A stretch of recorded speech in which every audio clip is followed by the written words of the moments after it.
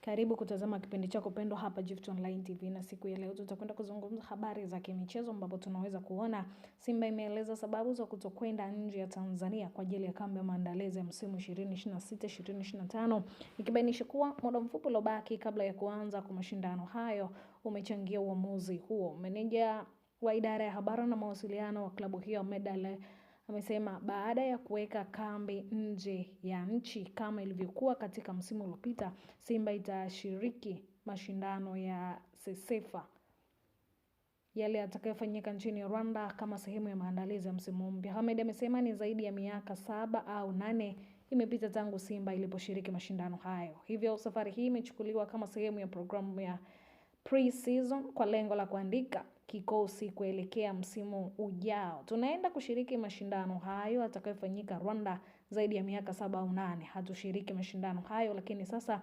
tunayatumia kama pre-season, aliyosema hayo Ahmed Ali. Lakini amefafanua kuwa ratiba ya maandalizi ni fupi, jambo lilosababisha benchi la ufundi linaloongozwa na Steve Barker kwa kushirikiana na uongozi wa klabu kuamua kuwa yatakayotimia kwa siku hiyo ya mashindano hayo, kuwapa wachezaji mechi za ushindani na kuongeza utimamu wa mwili kabla ya kuanza kwa ligi hiyo. Hatuna muda mrefu kabla ya kurejea kwenye ligi, hivyo benchi la ufundi na uongozi wameona ni bora kutumia mashindano hayo kama sehemu ya maandalizi ya msimu ujao. Aliyosema hayo ni Ahmed Ali, lakini ameweza kuzungumzia uamuzi huo unatarajiwa kusaidia Simba kujenga kikosi chake mapema kupitia mechi za ushindani, huku ikijiandaa vyema kwa kampeni za mashindano ya ndani na kimataifa katika msimu wa